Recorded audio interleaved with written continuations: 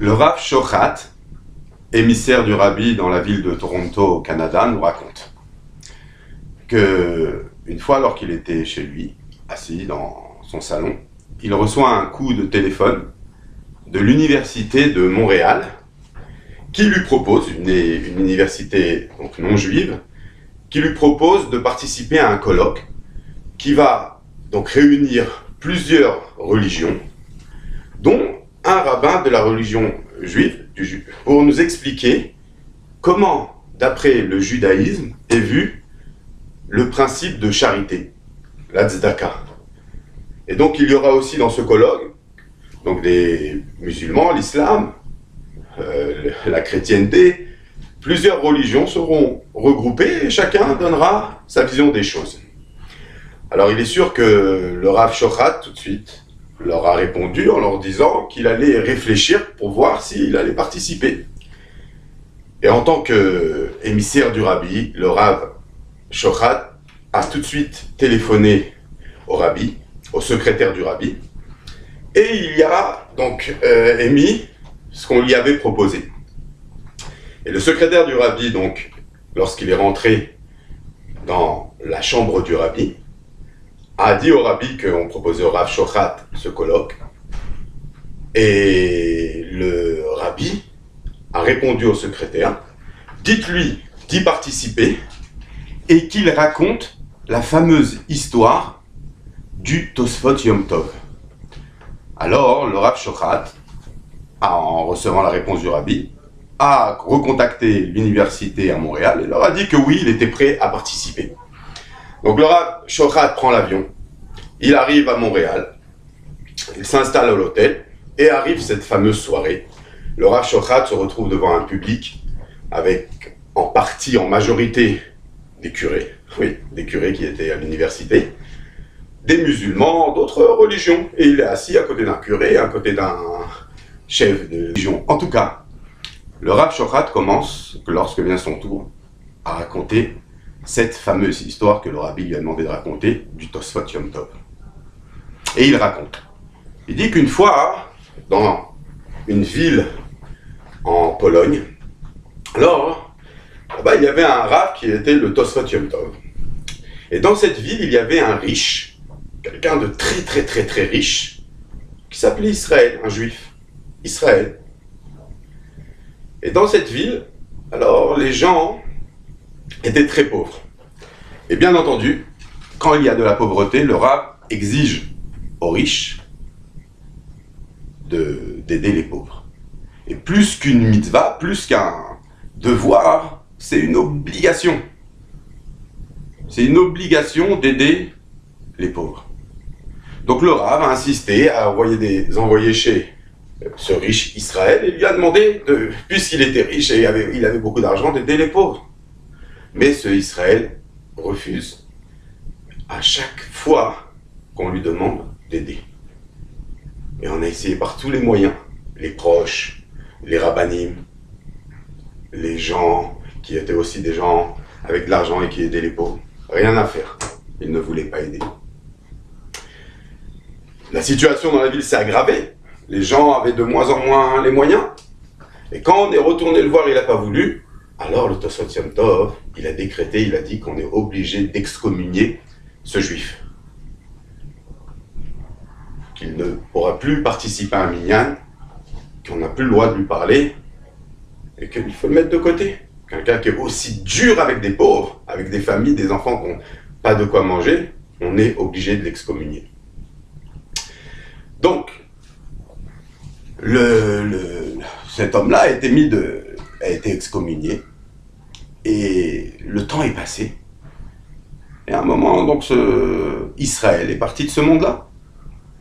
Et les gens qui s'occupaient de son enterrement sont venus voir le Tosfot Yom Tov, le Rav de la ville, et lui ont demandé, qu'est-ce qu'on fait avec ce Israël? Où on l'enterre? On dit le Kaddish, on dit pas le Kaddish. Et le Tosfot Yom Tov, il leur a dit, enterrez-le. Il a été si cruel, enterrez-le dans un coin abandonné du cimetière. Ils ont demandé, mais qu'est-ce qu'on écrit sur sa tombe? Il leur a dit, écrivez Israël Goy. Il s'est comporté comme quelqu'un qui ne fait pas partie du peuple juif. Donc la chose a été faite. Et dans le village, le temps est passé.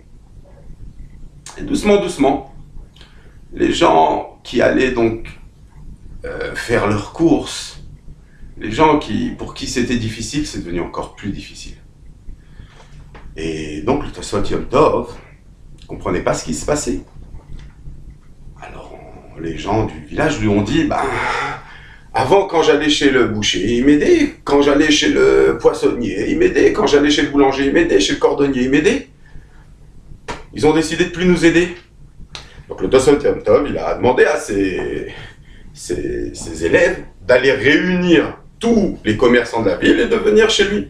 Ils sont venus chez le Tosfot Yom Tov, il leur a dit comment ça se fait que vous n'aidez plus les gens qui ont du mal. Et les commerçants, ils ont dit on peut plus, ça marche plus les affaires comme auparavant. On n'a plus les moyens comme avant. Le Tosfot Yom Tov, il a dit mais qu'est-ce qui a changé?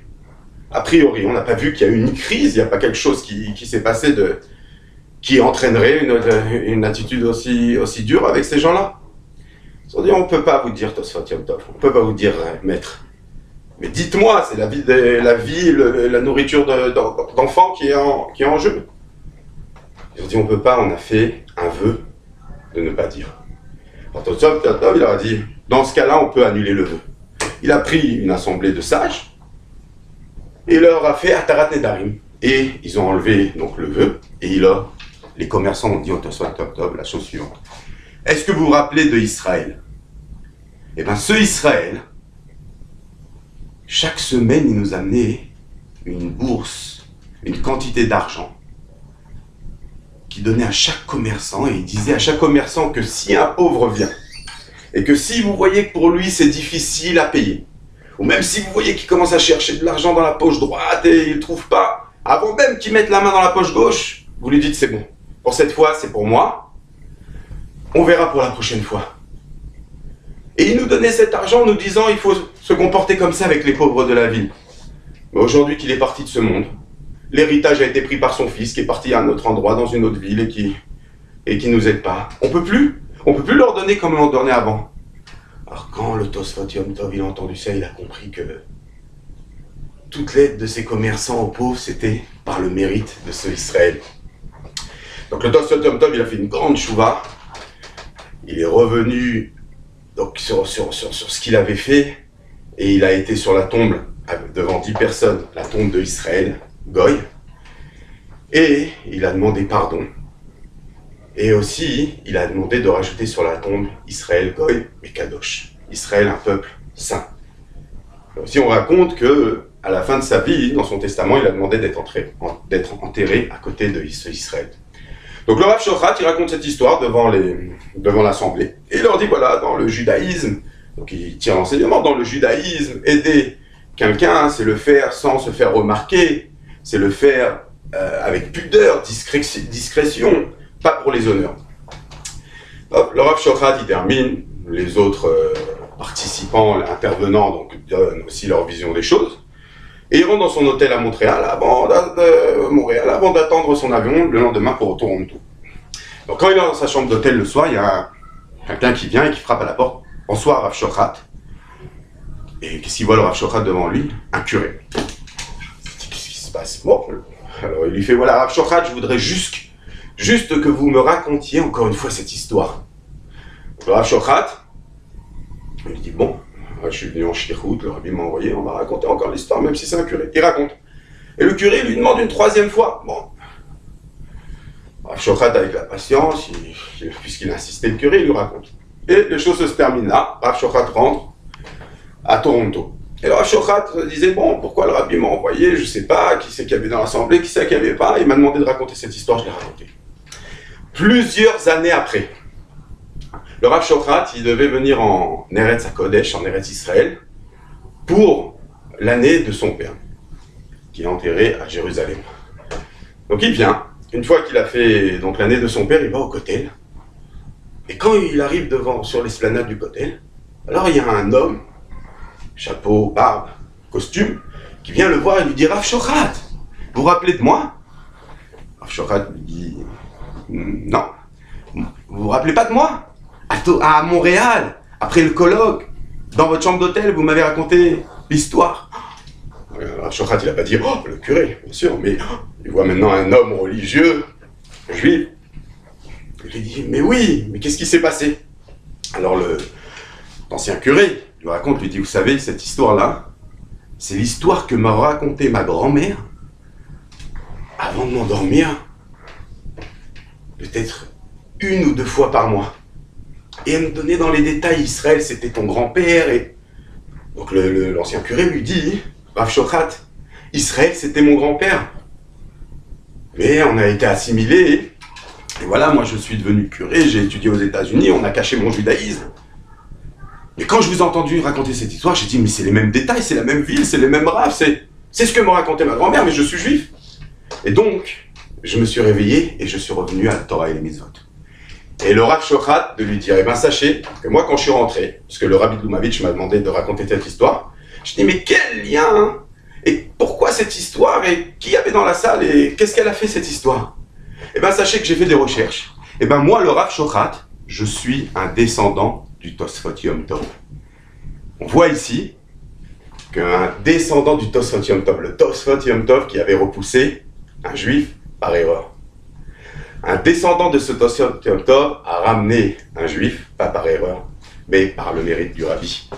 Les Traut.